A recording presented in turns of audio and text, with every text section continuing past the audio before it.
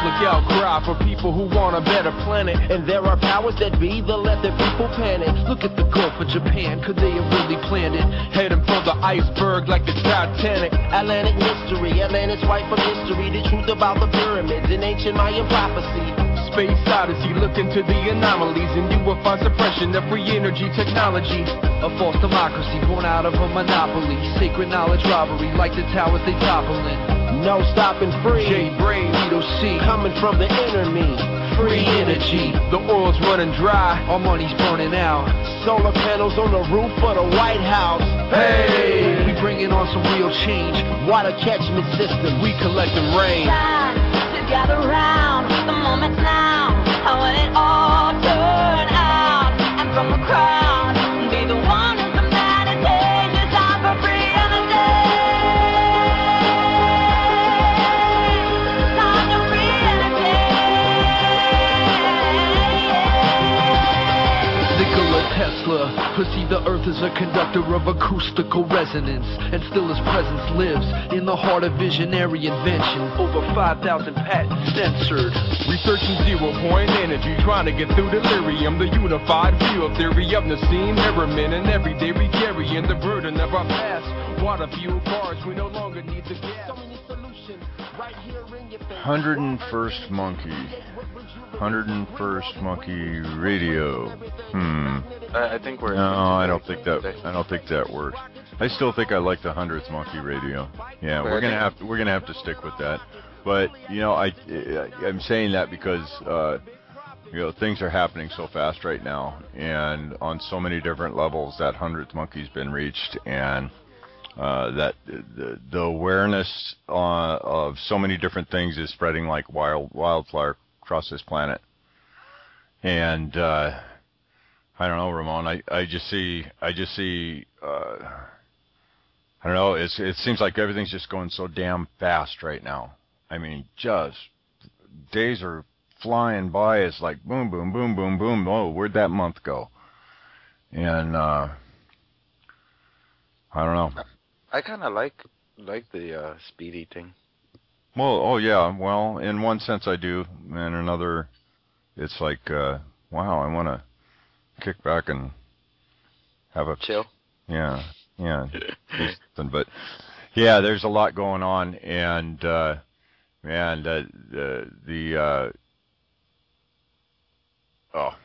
okay. Anyways, let's get back down to business. I'll try to unfog my mind a little bit here.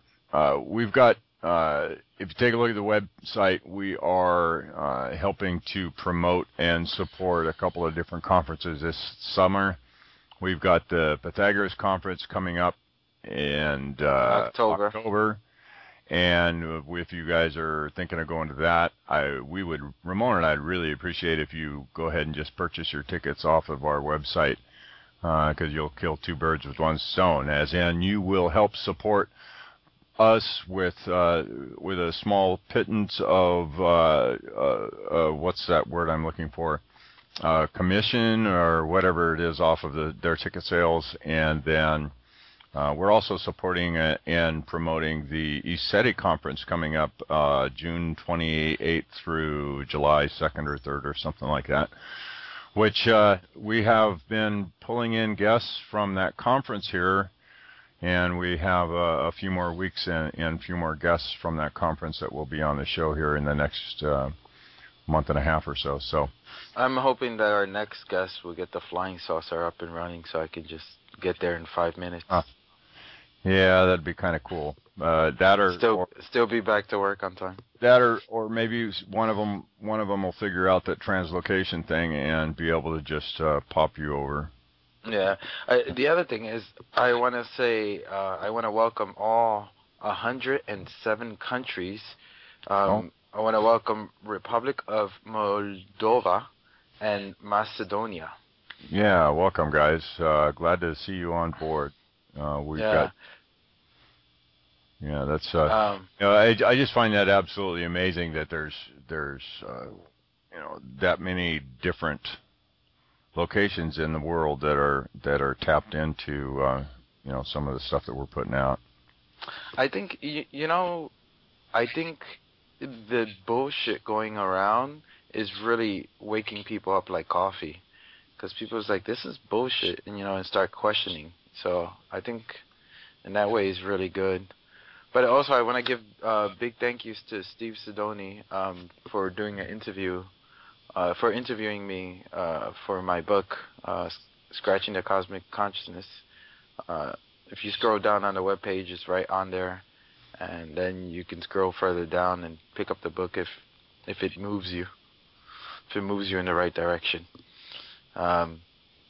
What do we have in news? Let's see. Oh, I don't know. I've been so damn busy. I haven't been able to pop anything on there here lately. But well, I got the news about the space launch, the Falcon 9. Oh, right. The unmanned rockets, which in a way I think it's good, because this is the first private rocket launched through NASA. So I think that's.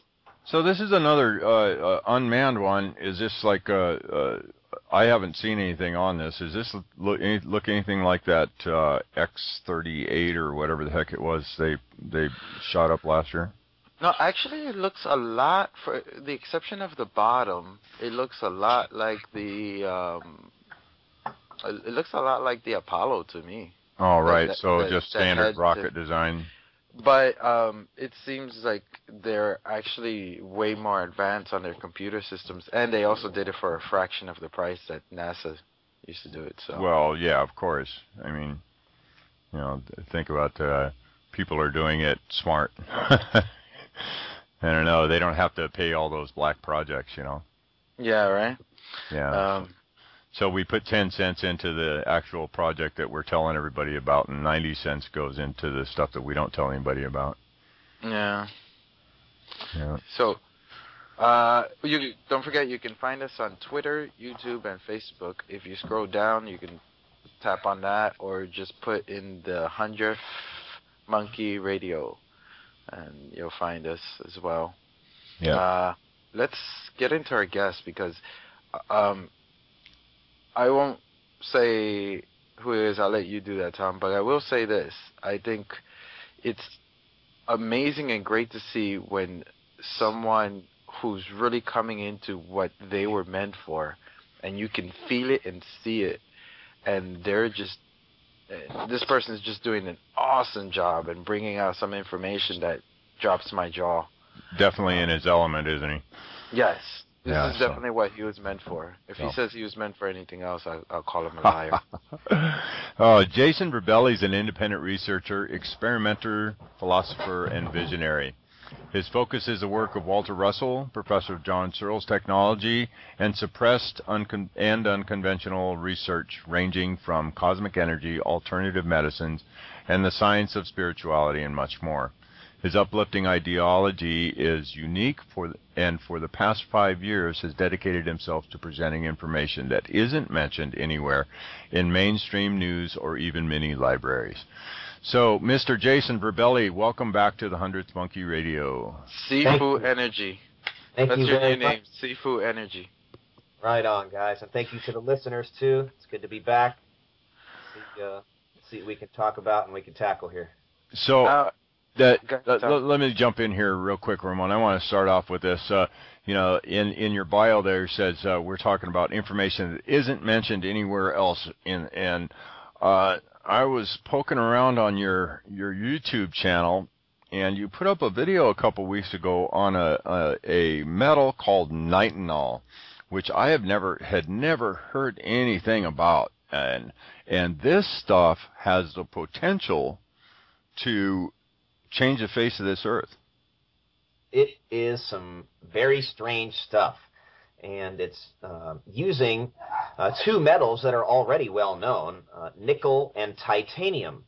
And when scientists at Lawrence Livermore Lab in UC Berkeley, they put this stuff together in equal atomic amounts. This, when you have a piece of metal and it's cold, it's very hard to bend, like a spoon. But when that spoon heats up, it's really easy to bend. This metal, called nitinol, is the opposite. It's very easy and pliable when it's cold, and when it heats up, it becomes stiff. not only that, it has memory. So if it's shaped like a spring and you pull it straight, when you pour hot water on that, it will go back to its original shape. So you can use this in machines to use spring action with just a very little difference in temperature and have these springs move. And they're called self-healing metamaterials or shape memory alloys. And I have a video up on there, my YouTube channel, which is just a mirrored video talking about the stuff. And there's a news segment on it from like 1978 or something. This stuff goes back a couple decades. So that's the implications of this this metal and other metals like it, because who knows what else we can do by combining already known metals to create an unknown effect. This is some really cool stuff. So I'd suggest people to look into that. Nitinol, really cool. I didn't know that we can actually purchase some of this material now on a small scale. There's a website called grandillusions.com, and it's a gentleman in the UK who goes around looking at the coolest toys and the coolest gizmos and gadgets. And it's just a really, really awesome gentleman, and he critiques all these new toys coming out. And he has listed on his website this nitinol wire you can get in springs or a 16-foot spool. So you can form your own shapes and then pour water on it to go back and retain its shape, or try to use it in a machine somehow. There are military documents from the U.S. Navy detailing the tests and the data and the applications for this stuff back in the 70s and the 80s, and that document was declassified, I think before the year 2000. But people just don't know about this stuff. I didn't really hear about this until a few months ago, and I was shocked. Every time I see something new, I either laugh or just drop my jaw. This stuff is really cool, and I have stuff in the mail. Wait a couple more days. I'm curious in the sense, because I look at it as, for example, so if you have it on the outside of a spaceship, when you're going through the atmosphere, it will get really hard. So the hotter it gets, the harder it gets, or the hotter it gets, the stiffer it gets, and the more solid and the more stable. Normally, when you heat up a metal, it starts to degrade and get soft and mold and bend. This stuff is the opposite. It seems to get stiffer and retain its shape and just become more stable at higher temperatures. Until, there's a point, obviously, where it will melt, but its properties before that point are very different than other metals. Wow. Yeah, that video that you got up there, they show these guys that actually built motors with it, or just simple, rotating devices that just had wires in hot and cold water, and this thing right. That's the most primitive engine made from this metal, nitinol. And imagine what some really brilliant people out in the public community can do using their wits, because we got some really brilliant people in the world that just don't know about cool stuff. Yeah. And all it takes is for them to know about it and spark in their mind, and they'll take off with it, and they'll probably invent that next flying saucer or whatever. So it's just a matter of educating people to what's already out there, and really cool stuff. Yeah, that stuff I see as it definitely has a potential to create for a generator. I mean, a home electrical generator. I mean, I could probably figure out a way to build one myself. Well, that's saying a lot. The metal that behaves that way, or any different way than normal, is something to look into and try to apply. Now, I wonder what other alloys that you can make. You combine nickel and titanium, you get nitinol. But what can you combine that with? make another alloy. How many other things that we don't know about you could combine? And that's what I would consider a form of alchemy. You're combining certain materials to get an unusual property. Yeah. You're definitely 100% right on that one. Right ratios. They said it's like half and half, but not like if you have a gram of nickel and a gram of titanium and you mix it together, it's not going to produce this same effect. You have to do it like the atomic weights have to be even, and it has to be manufactured by like lasers in some high pressure vacuum or whatever. So it's a very difficult process to achieve and manufacture this stuff. But it can be done, and it is being done. But as for using it in machines, I don't think many people are even attempting to do that because people don't know about it.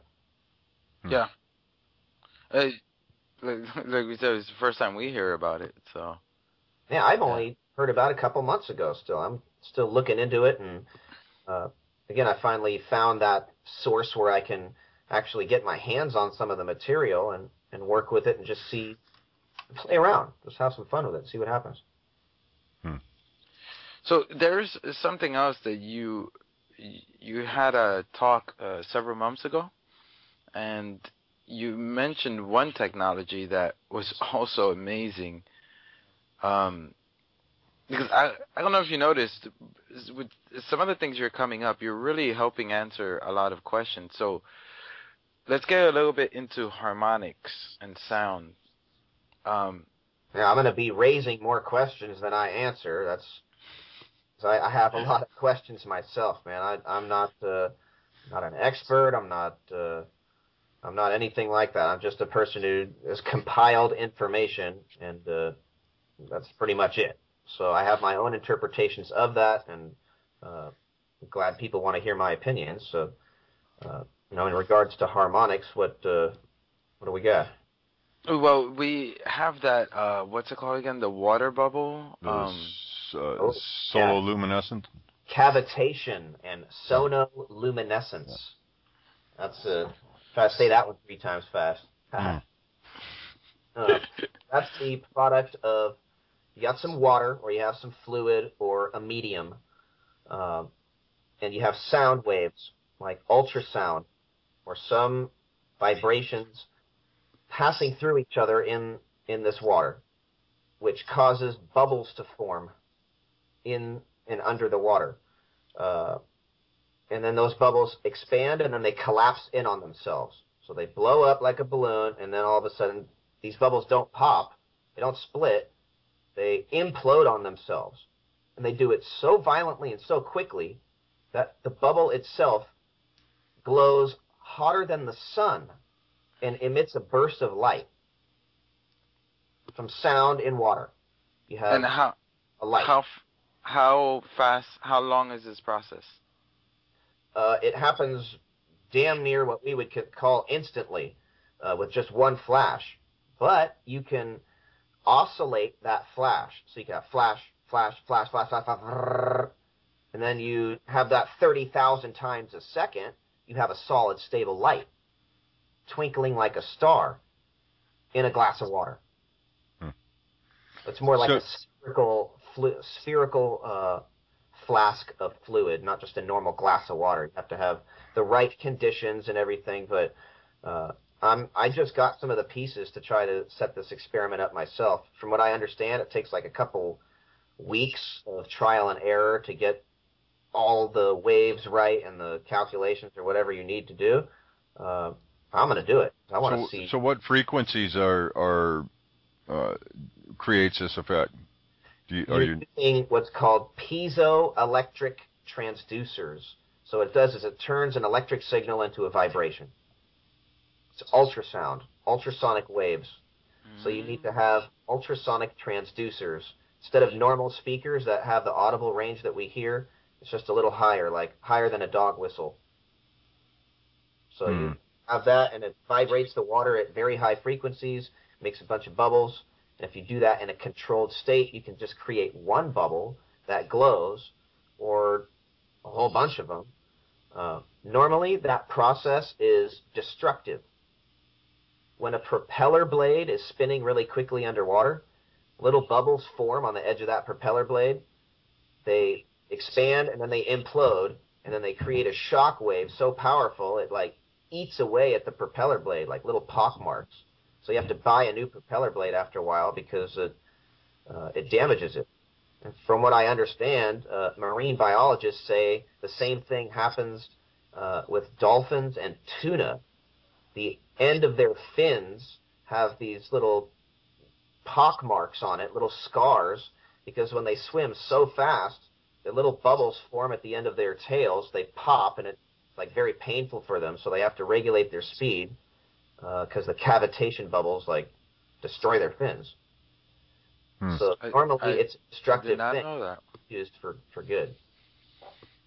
So here's my question that comes up from that is there some kind of sound frequency that's doing the same thing for, like, coming from somewhere else, doing that for the sun? Yeah, I have that same question. Yeah, is this new information about these imploding bubbles glowing equal to the heat of the star in a sun? Would the actual star in a sun be doing the same thing? But that would, there's a lot to it, and I haven't been able to fully look at the model of the sun in relation to sonoluminescence. But I do have that question: is the sun a bubble, or is the sun just a planet that is an ocean planet? People say, yeah, there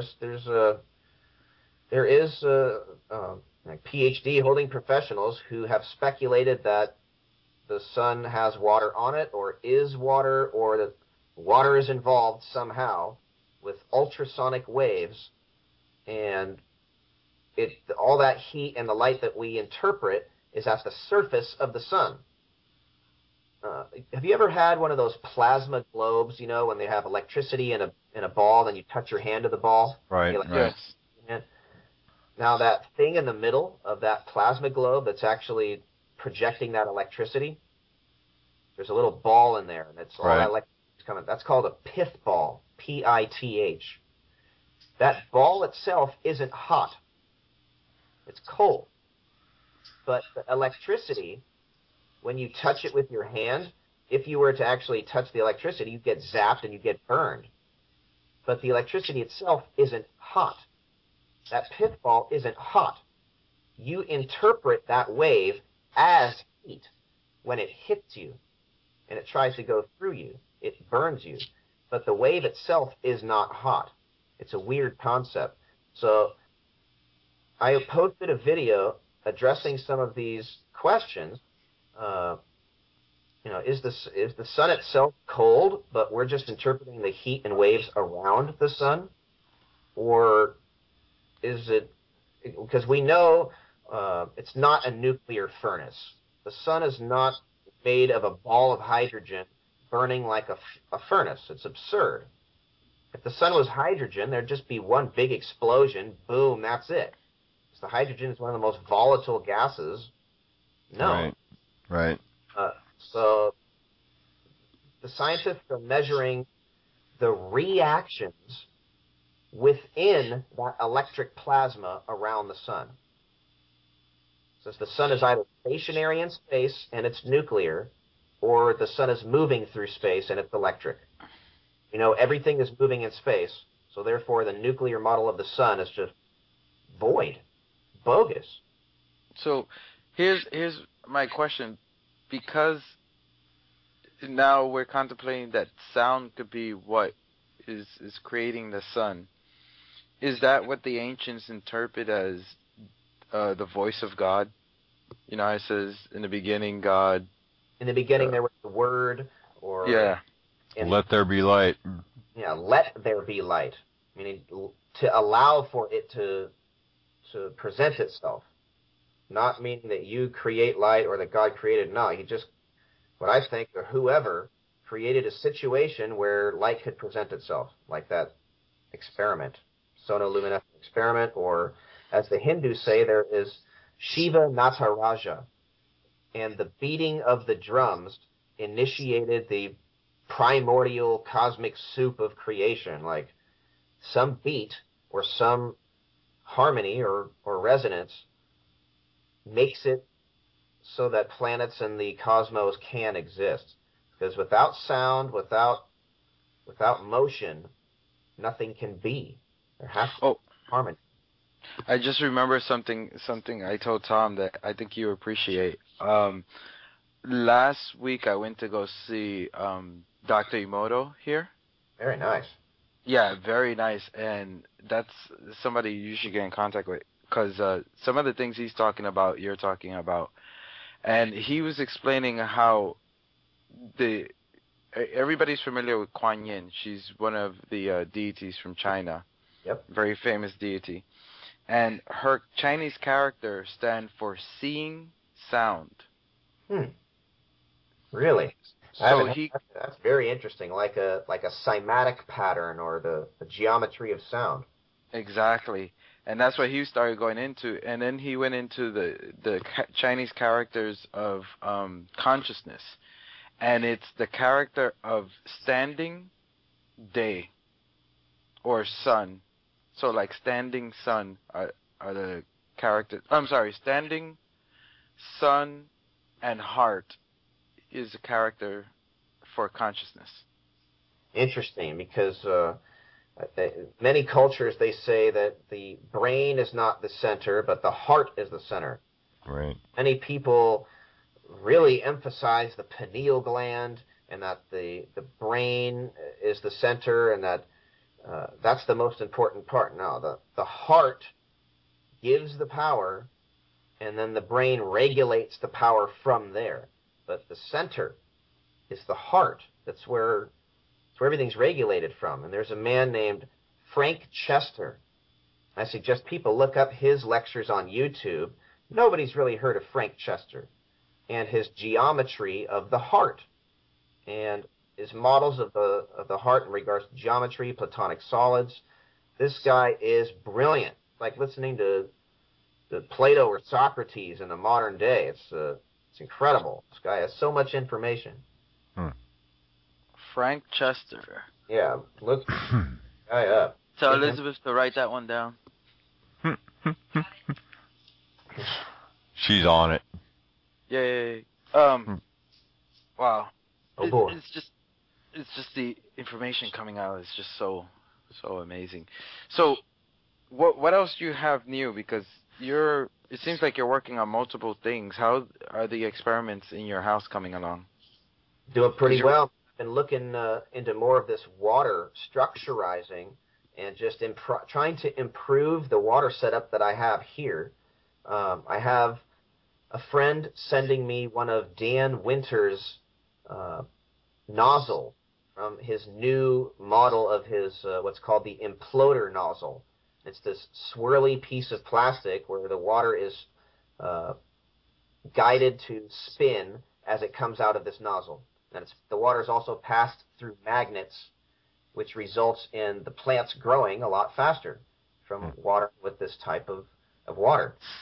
And his device is quite expensive, but I encourage people to go seek that out and purchase it if you have the money to do that. But we have other options to try to make these devices ourselves easier. I also wanted to mention one thing that's called a 3D printer. I don't know if you've ever seen these devices. It's not just like optical illusions. This thing prints out 3D objects. Yeah, they even have it now where it can print out, like, if you need. They've done like small organs and stuff like that. Yeah, they have working gears, working pliers, belt clips, anything you can imagine. I held a printed crescent wrench in my hand, and it came right off the printer, and I was able to spin it and adjust it. I was just floored. I was like, "You got to be kidding me! How do you do this?"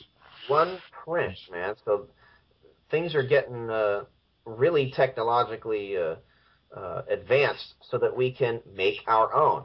All you need is the 3D CAD or the 3D graphic on the computer screen. Whatever's on that computer screen, this machine will print out cross-section by cross-section, layer by layer, will harden some plastic layer by layer so it prints out a whole 3D object. So if you have that 3D graphic of a nozzle, or if you have the 3D graphic of spheres in a cylinder or something, some geometry, you just print it out, pass water through it, and see if it improves the rate of growth on your plants. So we can use these technologies now to just test our own ideas out. All you need to do is have a computer programmer to make that graphic, though. Yeah. Have you had a chance to look into Robert, what's his name, Tom? Robert Gilbert's work? And I can't remember the other. Name doesn't sound familiar. What's going on with him? Basically the same thing you're talking about. What they did an experiment where they took water from the Red Sea, and he had three different types of he had 3 sweet potatoes. So the first crops of sweet potato he used regular water. The second one he used salted water. The third one he used salted water that he ran through geometric shapes and kept them in geometric what's like a barrels or something. And then what he found was that the regular water grew normally, the salted water didn't grow at all, but the geometric one grew bigger and faster. Even with salt? Even with salt. That's interesting. Dan Winter has this project called Bloom the Desert, and he has experiments and pictures showing these plants growing in sandy, arid places, full crops, big old cabbages, and they're doing it with little irrigation. So it's possible to just render deserts back into blooming environments again. So what do you think we're doing to the water, doing all these different things to it? What is the effect that we're having on it that's creating these results? Well, the first thing is putting more oxygen in the water and allowing for more oxygen to be there. If you even take a look at new wine bottles, or the corks in wine bottles, when you pour out the wine, some of them have a little twisty nozzle on it, so it spins the wine in a vortex on the way out. What does it do?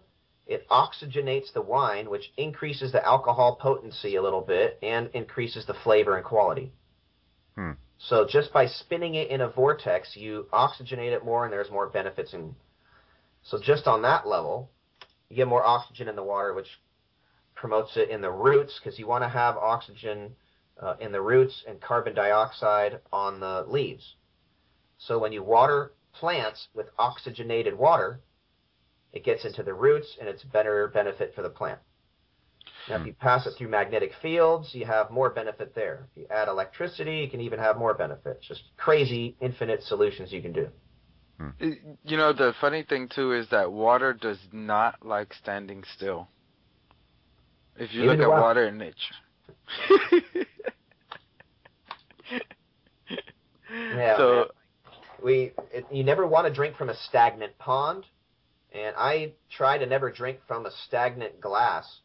I always stir my water. Actually have this little thing now my friend gave to me. It's like a frother, an electric frother for whipping cream or cappuccino cream.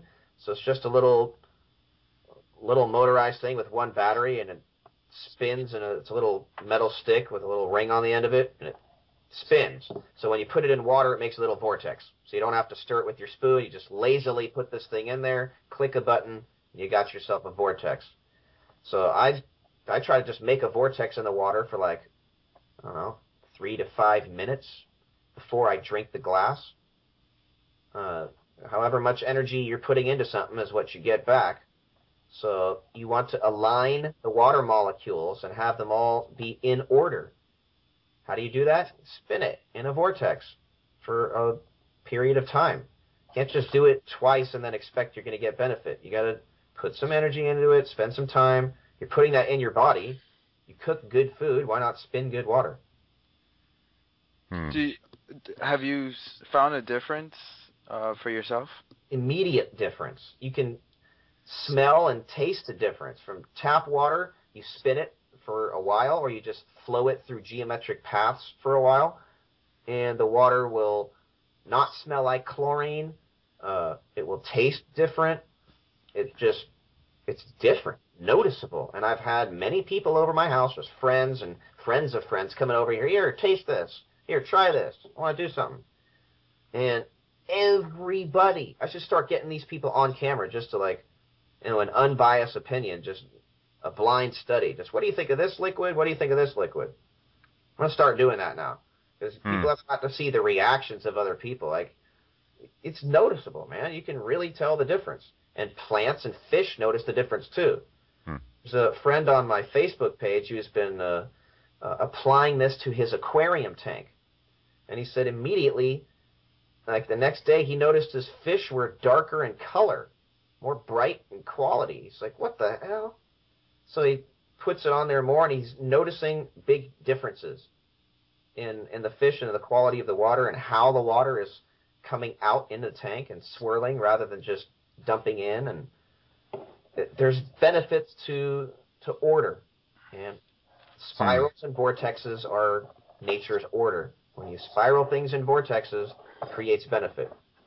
So he just keeps a constant vortex inside the tank? Well, yeah, you have your water tank and the circulation for your fish tank.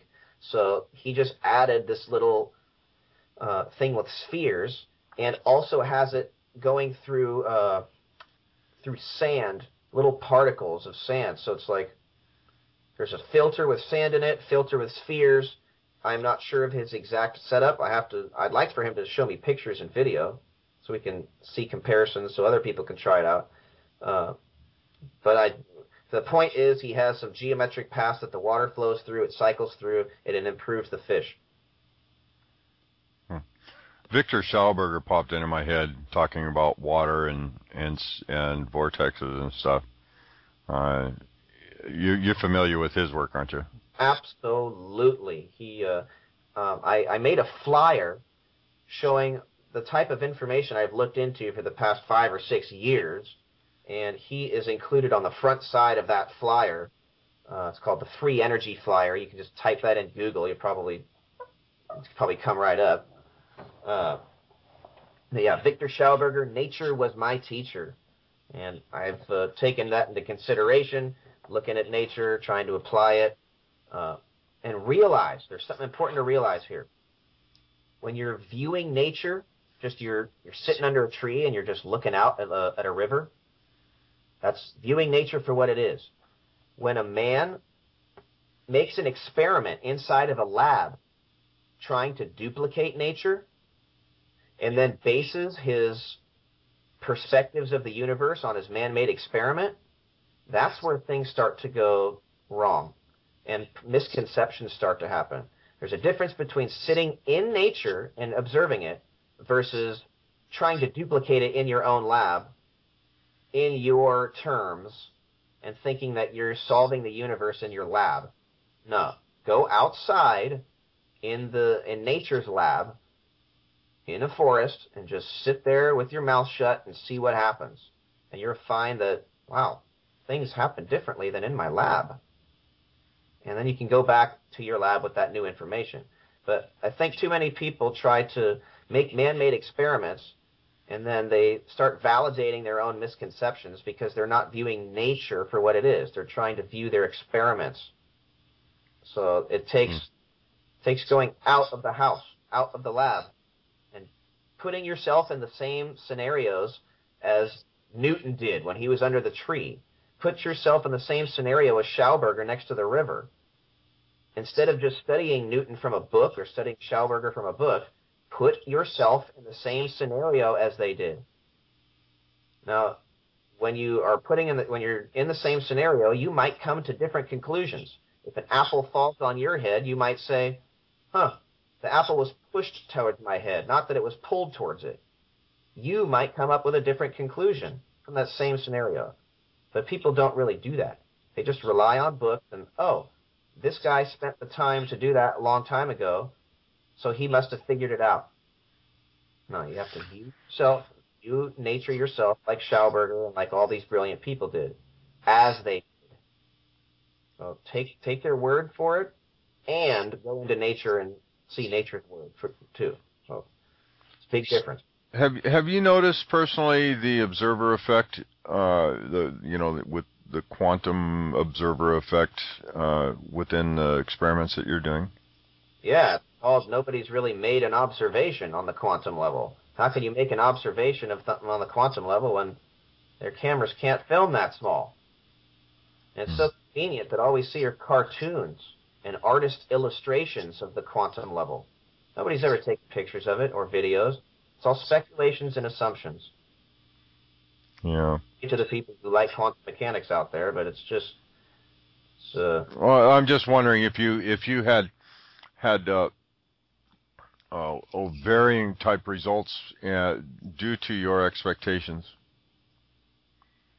I'd have to have more experiments for that. I just go into an experiment hoping some cool stuff will happen. A lot of the time, it doesn't go the way I think, and something even better happens. But most of that only happens when I screw up. I make a mistake. I drop something. Something happens, and then, wait a minute. Now I'll get pissed off for a second that I screwed up or something went wrong, and then I'll laugh because something just happened to land in place in a new way, or something just happened. And you can't, with a super controlled environment where you make no mistakes. You have to make mistakes in order for things to show you. I will definitely agree with that. That's a common theme with scientists. Like, so many great discoveries have been by accident. And I don't have a piece of paper. I think it was X-ray. What's this? Checklist, in other words. I don't like go through the scientific method as people do in labs. I just have fun, see what I see, and tell other people, and then get their opinions and keep on going. I don't really have a controlled environment like that, so I do need more structure in that regard, though, because it's the best of both worlds, having fun and you're in a controlled state. But too much of each, you get misconceptions on either side. So you have to have a healthy balance of control and an environment and being in nature too. So it's just a constant task of trying to stay on top of it. Right. So are you doing anything more with your lifesaver roll? The coil. I haven't done anything in that in a couple of months, actually. The last thing I did with that was take it to Northern California to get tested with one of Ralph Ring's friends. And Ralph Ring was the guy who worked with Otis T. Carr with the Utron and that flying disc. So I brought that lifesaver coil over to his house. We plugged it into an oscilloscope, and we got some readings on that. Its resonant frequency and all sorts of technical info. But since then, I haven't really even plugged it in because I still don't have the amplifiers needed. I just got a signal generator, and I need to get a better oscilloscope and some more scientific tools in order to do that. I still want to grow plants in the center of that big coil, but I need to learn a little bit more about circuitry and stuff like that because I don't want to burn the wires out, and I don't want to that because it took me 75 hours to make it. So it's like it's kind of sacred to me right now, so I don't want to screw it up. Yeah, that's understandable. I can tackle that, but I have so much more on my plate right now. I just haven't been able to play with that. So what's your main focus right now for the experiments that you're playing with? Looking into this phenomenon of cavitation, and sound waves, and these imploding bubbles. I want to make that star in a glass of water. I want to achieve that. I just think that's cold fusion. You're creating a star in a jar, in water. The interesting thing is that bubble is tens of thousands of degrees, but the temperature of the water doesn't really rise. All that heat is contained within the bubble. The light goes out of the bubble, but the heat is inside the bubble. That's amazing. Wait a minute. Now, science right now equates heat and light as the same thing. Wherever there's light, there must be heat. But how come the photons, they're calling it, how come the light can leave the bubble but the heat stays behind? There's something else going on, because light isn't heat. So it's the suction that keeps it cold? Because of the collapsion, you have a suction, so that keeps the temperature around it cold? No. What's it collapsing into, though? Itself. You have this bubble that forms from sound in the water. So all of a sudden there's just water there, and then what the heck? There's just all of a sudden a bubble now. And that bubble forms out of what they would call nothing. Just miraculously pops into existence. And then it expands, and then it just collapses. And I have videos, and there's videos on this. You can see the process. Look into what's called sonochemistry.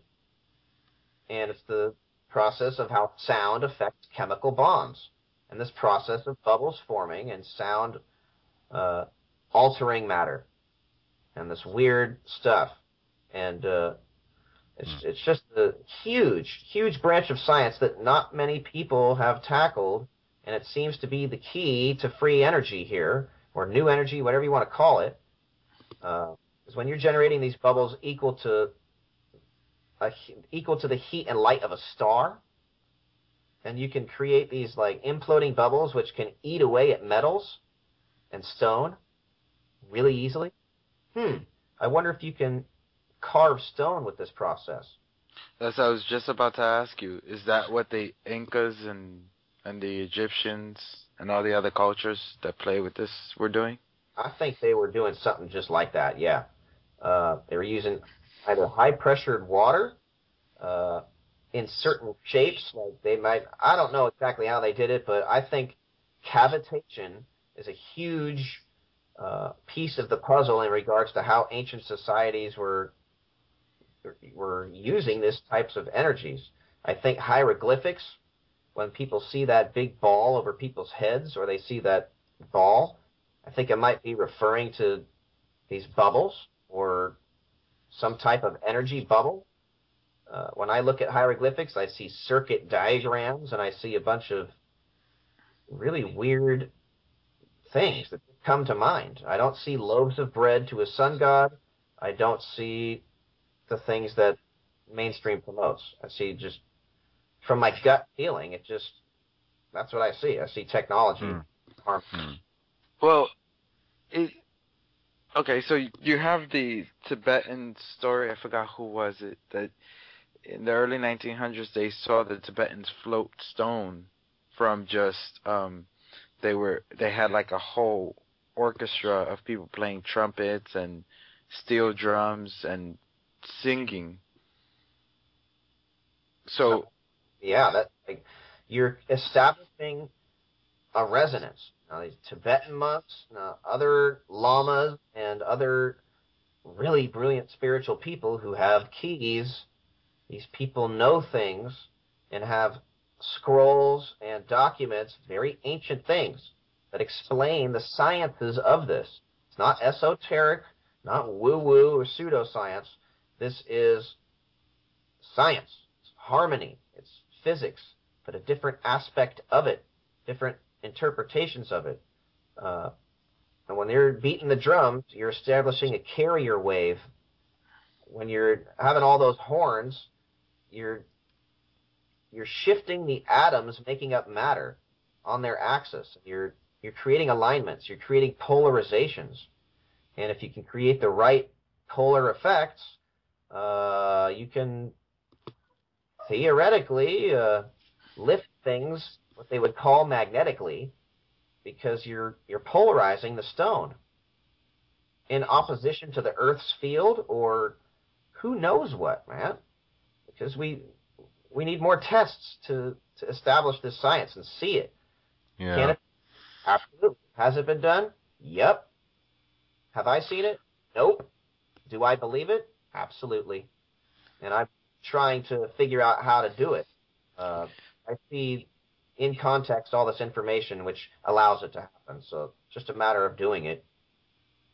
Yeah, I can't quite wrap my head around the whole heat thing. If it's the heat's all contained within that bubble, how would you harvest the heat from something like that to use as a power source? Well, you don't utilize the heat. You utilize the shock wave. There's a shock wave that comes out from that imploding bubble. Heat stays in, light and shock wave goes out. And boy, it's just a lot of information, man. You can use this. This is what I think is happening in Professor John Searl's technology. I think on the atomic level, his magnetization process allows for these atomic bubbles to form and collapse, which then create collective shock waves, which help propel those magnets and accelerate them as they are spinning around. Normally, a normal magnet spinning around something going by a coil, you're going to have resistance, you're going to have normal forces acting. But if you restructure things in a certain way, and you combine metals, and you combine materials in certain ways, phenomenon happens. Weird stuff happens, and we got to deal with it. Can't just deny it. It's what it is. And what I think is happening is magnetic cavitation, or some form of energy bubbles forming, collapsing, contributing to the benefit of the electrical system. There's a guy named Sterling Allen. Brilliant guy. He runs a site, PESN.com, Energy Systems Network. Now, there's a man recently interviewed on there named Mark LeClaire. And he wrote this paper, some pretty scary results that he was doing with this cavitation process in his particular lab. He had a $250 setup, he said. And this guy is a physicist from Lockheed Martin. So he's a credible scientist who works at a government weapons lab. Now this guy said, with a $250 setup with ultrasonic waves and this cavitation pressure, he claims that he made a diamond out of ordinary water. That this cavitation process imploded the bubbles within the water so violently, chemical reactions were happening, and formed a bubble. Formed a diamond. Normally, that heat and pressure happens over like 1 million years, and you get a diamond after 1 million years. He claims to have done it within, instantly. But there's a price to pay for that, apparently, because all that heat and pressure that would have been released over 1 million years sort of made him sick. That's what's called radiation sickness. He almost died. This guy, for 5 months, he and his friend had his hair falling out, had beta radiation burns on his skin, and very, very serious sickness. He almost died. Wow, and this is all from doing that sonoluminescence? The same process? Not the same process, a little bit different, but the same concept, yeah. And from what I understand, scientists went into that lab and measured the every object in that room, and the objects in that room were equal to like a nuclear bomb going off or something, the amount of radiation in that room. 25 feet within that experiment was just radiated. But Jason, you be careful when you get your toys. That's what I've been playing this because I don't know what I'm doing. And, you say, you're gonna shoot yourself in the eye, kid, or you're going to burn your house down. You don't mess with things that you don't know. So you study. and look at other people's mistakes so that you don't have to follow those same mistakes. So there's something about this process where it could be quite harmful if you do it incorrectly. And when I look at the Giza pyramids, and you look at the materials that the limestone and all that, the quartz and stuff, I'm wondering if that would contain radiation or if it would contain some sort of harmful waves. Because when these bubbles are collapsing like that, they're getting samples and evidence of deuterium and tritium and all of these chemicals that are described in cold fusion processes. So there's something to this, and there's articles. I can give you a link to that article where it's described here. It just needs to be looked into. I can understand maybe why governments might not want that type of information out, because if you could spin water with ultrasound and make radiation, that's not cool, literally. But there are other technologies that can convert that radiation to usable electricity.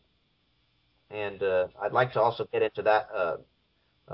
Also, a guy named Dr. Paul Brown, who died mysteriously in 2004, 2001 or something. He developed what's called the resonant nuclear battery, or the RNB. What it does is it takes those nasty particles, those radiation particles, beta, alpha particles, and it polarizes them, gives them some direction, and converts the nuclear radiation to AC electrical current. So you have nuclear radiation that's very harmful. He converts it to electricity, puts it in the battery, and powers a home. And his battery was good for like 1,600 years. Wow. And that's too short of a time for me. Yeah, like, Ramon, you need one of those. Yeah, I need something longer. Just uses it uses strontium-90 mixed with copper and an alloy. So that strontium-90 is a nuclear material itself, but when it's combined with copper and then put in this little setup, it's completely harmless and it converts the radiation. So I'm thinking with this cavitation process, you can combine these technologies to generate power, clean up the radiation, but if you do it incorrectly, you use any tool incorrectly, you'll smash your thumb with a hammer if you use it incorrectly. If you use cavitation incorrectly, you're gonna hurt yourself and those around you. So maybe it would be best to keep that information under wraps so idiots don't hurt themselves and those around them. Yeah, I think we're getting to the point now where we're old enough or grown up enough to understand some of the toys that we're playing with. Well, information's coming out regardless, so we have to understand the danger and the precautions necessary to take with this, because people are going to find out, so you might as well help protect them. Right. Like safe sex. You're going to do it anyway, so might as well do everything you can to help people, not just deny it and say it ain't happening and prevent people. No. Just safe as possible. Well, on that note, Jason, we're at the top of the first hour, so I'm going to give you opportunity. I know that you are going to be speaking at ECETI. Have you got anything else going on, and where can people get a hold of you at? Well, you can get a hold of me on my YouTube channel, The Real Verb, TEREAL, and my Facebook page, facebook.com/Verbelli, VERBELLI, Verbelli, and just approach me on those pages, and I have a couple more radio interviews coming up. I have that speaking event with James Gilliland at ECETI, talking to other inventors and all these brilliant people online, Russ Grease of RWG Research, and just all these brilliant guys, man. There's always a project going on, something new every day, nonstop, always. Well, like Ramon said, I don't know if he said it on air or not. you got something to be proud of, and there's a lot of people that they can't deny the fact that you are definitely in your element here, and we can feel the passion that you have for it, and I'm very grateful for what you are doing, because I'm very interested in this type of stuff here. The whole free energy thing is my primary interest as far as technology is concerned, but there's so many other things out there that I got to have somebody like you that can actually help to explain these things to us. So this is awesome. It's all team, man. Yeah, it's the funny thing that I'm seeing is how so many things that are correlated. Like this person is talking about this, but that might be a somewhat different subject, but it actually correlates to what you're talking about. That's amazing. Just putting all the pieces together. Yeah. So, okay, well, we can dive into how everything is interrelated in the second hour, and I want to thank everybody for listening, and hit that join button or subscribe button so you can check out the second hour. I want to thank all of our members and everybody who's been supporting us for the last couple of years. We absolutely love you guys. Condemnation without investigation is the height of ignorance. The love you deny is the pain you carry. I saw you reading your arm, Ramon. No, I didn't read my arm. I just glanced at it. All right. We'll see you guys in the second hour.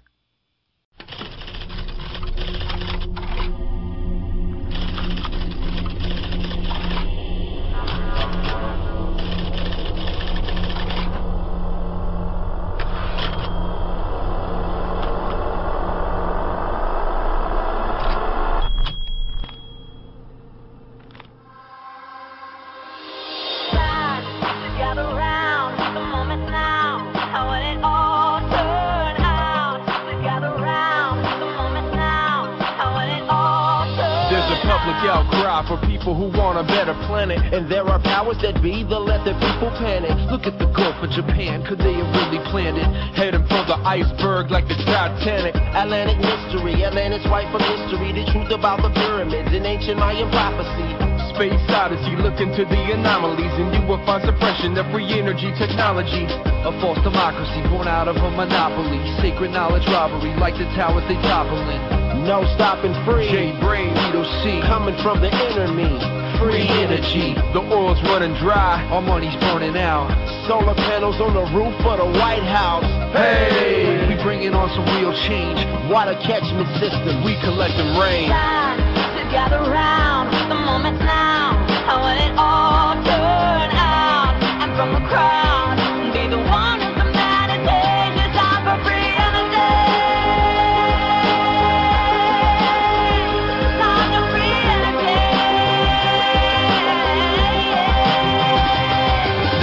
Tesla perceived the earth as a conductor of acoustical resonance, and still his presence lives in the heart of visionary invention. Over 5,000 patents censored.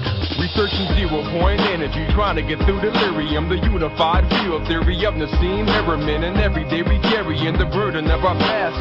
Water fuel cars, we no longer need the gas. So many solutions right here in your face. Raw earth energy, create what rejuvenates. Green walls and green roofs, grow plants on everything. Magnetic movements, don't need gas for anything. Space sprockets, doing our own research, paying out of pocket. Bike powered stages, you pedal in our rocket. Fully access to techie knowledge. Green power over big profit. You can't stop it. Everything for the wars are fought for, and the dream that the world could be more. I spend my life by us, one chance we can do it together. Everything for the wars are fought for, and the dream that the world could be more. I spend my life by now, one day we could do it together.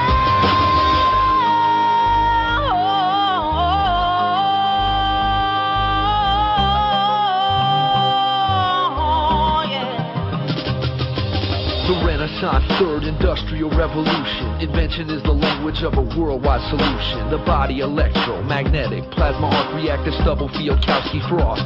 Free the knowledge lost. Some people wait for 2012 to watch the Earth shift, but in New Mexico they out there building Earthships. We got the language wrong, I got a new twist. The lifting of the veil, that's the true apocalypse. Some see free energy as the enemy, but my genetic memory remembering that could never be. Thoughts float in the anti-gravity. A cubic foot of space can fuel the whole world annually. You can choose to love or hate, revolt or maybe meditating. Every day we demonstrate so we can finally get it straight. Peace worldwide is the anthem that we celebrate. Free energy like the end of the movie Saint. Time to gather round, the moment's now.